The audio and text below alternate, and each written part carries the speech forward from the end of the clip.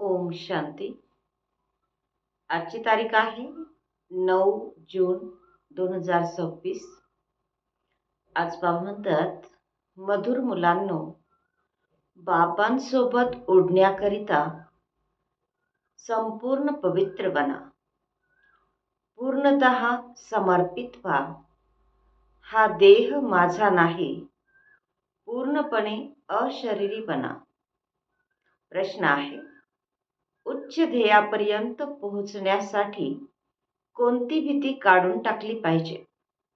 उत्तर, काही मुले मायेच्या वादळांना खूप घाबरतात. म्हणतात, बाबा, मायेची वादळे खूप हैराण करतात, त्यांना थांबवा. बाबा म्हणतात, मुलांनो, हे तर बॉक्सिंग आहे. त्या बॉक्सिंगमध्ये देखील असे होत नाही की एकीकडूनच वार होत राहील. जर एकाने 10 बुक्के मारले तर दुसरा 5 तरी जरूर मारेल. त्यामुळे तुम्ही घाबरायचे नाही. महावीर बनून विजयी बनायचे आहे, तेव्हाच उच्च ध्येयापर्यंत पोहोचू शकाल. गीत आहे, दर पर आए है तेरे कसम ले. ओम शांती.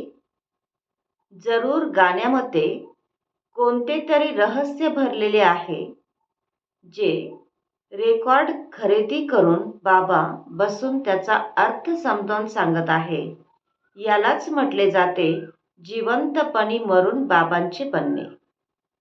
पित्याचे बनल्यानंतर टीचरचे बनतात, टीचरचे बनल्यानंतर मेजॉरिटी गुरु करतात. ख्रिश्चन लोकांमध्ये देखील जेव्हा बाळ जन्माला येते तेव्हा त्याला ख्रिश्चनाइज करतात, म्हणजे ख्रिस्तीकरण करतात. जाऊन गुरुच्या मांडीवर देतात, मग पाद्री असेल किंवा कोणीही असेल. आता तुम्ही मुले अगोदर बाबांची बनता, अशरीरी बनता. आपले तन, मन, धन जे काही आहे ते बाबांना अर्पण करता.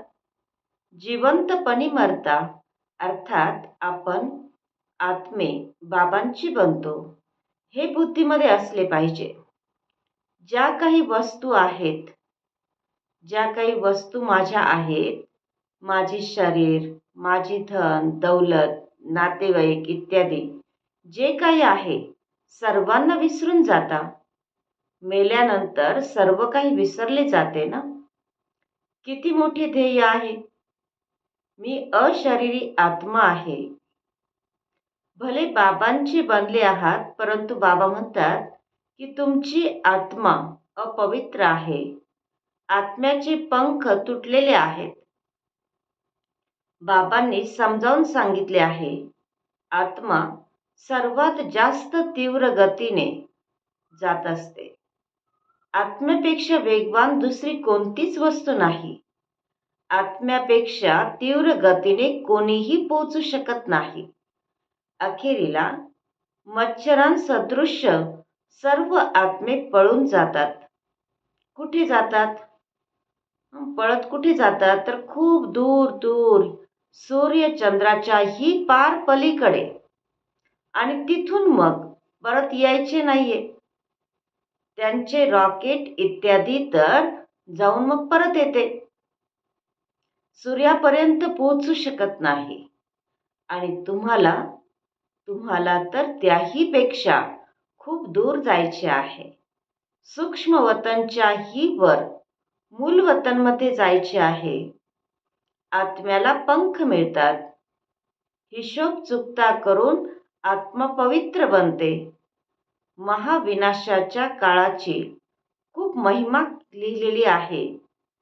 सर्व आत्म्यांना हिशोब चुकता करून जायचे आहे. आता तर सर्व आत्मे अस्वच्छ पाप आत्मा आहेत. बाबा म्हणतात, तुम्ही माझे बना आणि बाकी सर्वांमधील आसक्ती काढून टाका.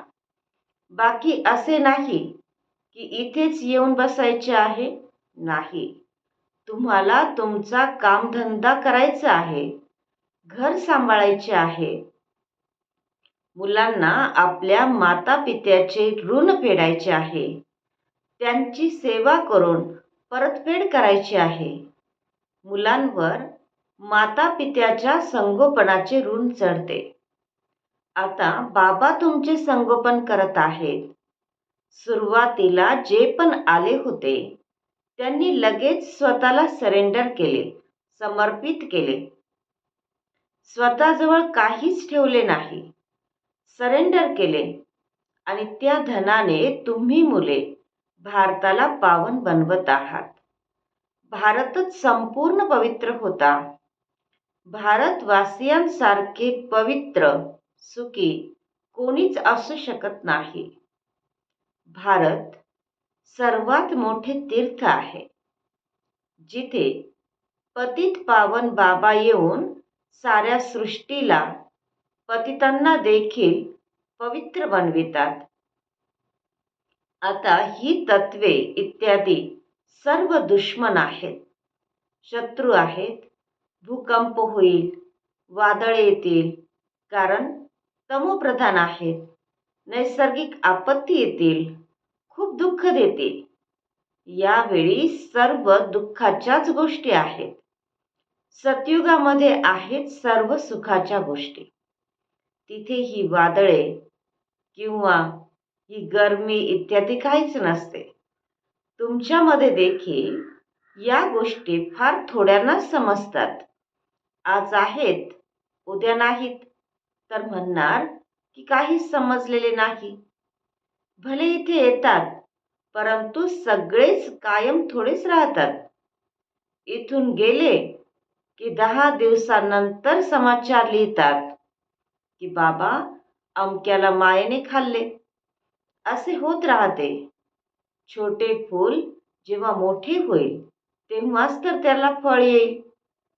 त्यांच्या मते मग इतरांना आपसमान बनविण्याची ताकद असते. ते फळ देतात. बरीच मुले बाबांना येऊन विचारतात की बाबा, अवस्थेला पक्के कसे करावे की जेणेकरून कोणतीही वादळे येणार नाहीत. यासाठी मार्ग तर बाबा सांगतच असतात की बाबांची आठवण करा, वादळे तर येणारच. बॉक्सिंगमध्ये कधी असे पाहिले आहे का की एकच फक्त मार खात राहतो? जरूर दोघांमध्येही हिंमत असेल. 5 बुक्के जर एकाने मारले तर दुसरा 10 मारत असेल. तसे हे देखील बॉक्सिंग आहे. बाबांची आठवण करत राहाल तर माया पळून जाईल, परंतु हे लगेच होणार नाही. मायासोबत झुंजावे लागेल. असे समजू नका की माया बुक्का मारणार नाही. भले कोणीही असेल, ही जबरदस्त बॉक्सिंग आहे. अनेक जण घाबरतात. माया एकदम नाकामध्ये दम करून सोडते. हे रणांगण आहे ना. बुद्धियोग लावण्यामध्येच माया खूप विघ्न टाकते. मेहनत सगळी योगामध्येच आहे. भले बाबा म्हणतात की ज्ञानी तू आत्मा मला प्रिय आहेत, परंतु असे नाही की फक्त ज्ञान देणारेच प्रिय आहेत. पहिले तर निरंतर योग पाहिजे. बाबांची आठवण करायची आहे. मायेच्या विघ्नांना घाबरायचे नाही. विश्वाचे मालक बनताना सगळेच बनतील. 16,108 ची माळा तर खूप मोठी आहे. शेवटी जाऊन पूर्ण होईल. त्रेताच्या अंतापर्यंत किती प्रिन्स प्रिन्सेस बनतात, काहीतरी खुणा आहेत ना. 8च्या देखील खुणा आहेत अष्टरत्नांच्या, आणि 108च्या देखील खुणा आहेत. तर या अगदी बरोबर आहेत. त्रेताच्या अखेरीला इतके 16,108 प्रिन्स प्रिन्सेस असतात. सुरुवातीला काही असणार नाही. पहिले थोडेच असतात, नंतर मग वृद्धी होत जाते. ते सर्व इथेच बनतात. बाबांकडे समाचार येतात की अमक्याने एकच असा ज्ञानाचा तीर मारला की जो मी बाबांचा बनलो. शास्त्रांमध्ये देखील लिहिलेले आहे, कुमारींद्वारा बाण मारले. अरे, बाबांना का विसरले आहात? याला ज्ञानबाण म्हटले जाते. फक्त बाबांची आठवण करून द्यायची आहे. बाकी कोणत्या हिंसक बाणाची गोष्ट नाहीये. बाबा म्हणतात, मी ब्रह्ममुखाद्वारे सर्व शास्त्रांचे रहस्य तुम्हाला समजावून सांगत आहे. ब्रह्मा तर जरूर इथेच असले पाहिजेत. त्यांनी मग विष्णूच्या नाभी कमळातून ब्रह्म दाखविला आहे. ठाऊक तर काहीच नाही. मनुष्यांनी तर जे आले ते लिहिले आहे. बाबा म्हणतात, विकार तर खूप आहेत. रिद्धी सिद्धीवाले देखील पुष्कळ झाले आहेत. सत्य जेव्हा बाहेर पडते तेव्हा खोटे लोक त्याला विरोध करतात. आता तुम्ही समजता की शिवबाबा आहेत निराकार आणि ही ब्रह्मा आहेत साकार. बाकी नाभी इत्यादीची तर गोष्टच नाही. अच्छा. मधुर मधुर खूप खूप वर्षानंतर भेटलेल्या मुलांप्रती मातपिता बापदादांची प्रेमपूर्वक स्मृती आणि सुप्रभात. आत्मिक पित्याचा आत्मिक मुलांना नमस्ते आणि आम्हा आत्मिक मुलांचा आत्मिक मातपिता बापदादांना प्रेमपूर्वक स्मृती, सुप्रभात आणि नमस्ते. धारणेसाठी मुख्य सारांश आहे. पहिला पॉइंट आहे, आता ज्ञानी तू आत्मा बनायचे आहे. केवळ ज्ञान ऐकणारा आणि ऐकविणारा नाही. आठवणीची मेहनत करायची आहे. अशरीरी होऊन अशरीरी बाबांची आठवण करायची आहे. दुसरा पॉइंट आहे, बाबांचे बनून इतर सर्व गोष्टींमधून आसक्ती काढून टाकायची आहे. हा देह सुद्धा माझा नाही. पूर्णतः देही अभिमानी बनून संपूर्ण समर्पण व्हायचे आहे. वरदान आहे, मास्टर ऑलमाइटी अथॉरिटीच्या सीटवर सेट राहणारे सहज आणि सदा कर्मयोगी भव. विश्लेषण आहे, ज्याप्रमाणे एखाद्या मशीनला सेट केले जाते तर एकदा सेट केल्याने मग ते मशीन ऑटोमॅटिक चालत राहते. तर अशाच प्रकारे मास्टर ऑलमाइटी अथॉरिटीच्या स्टेजवर स्वतःला एकदाच सेट करा. मास्टर सर्वशक्तिवानच्या स्टेजवर स्वतःला एकदाच सेट करा. म्हणजे मग कधीही कमजोरीचे शब्द निघणार नाहीत. प्रत्येक संकल्प, शब्द किंवा कर्म याचं सेटिंग प्रमाणे ऑटोमॅटिक चालत राहतील.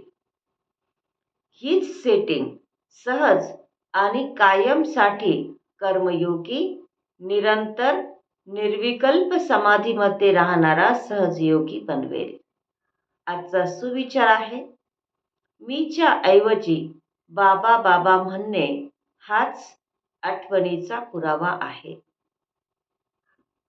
आजचा अव्यक्त इशारा आहे, सदैव हर्षित राहण्याकरिता आपल्या स्वभावाला सरळ बनवा, सहनशील बना. जे सहनशील आहेत तेच ड्रामाच्या ढालीवर टिकून राहू शकतात आणि हर्षित राहू शकतात. सहनशीलता नसेल तर ड्रामाच्या ढालीला पकडणे देखील अवघड आहे. यावेळी जे काही कर्म करता त्यामध्ये करण करावन हारची स्मृती सदैव राहावी. करविणारे बाबा आहेत आणि करणारा मी निमित्त आहे. जर ही स्मृती ठेवून कर्म कराल तर अनुभव होईल की आपण साक्षी होऊन पाठ बजावत आहोत. ओम शांती.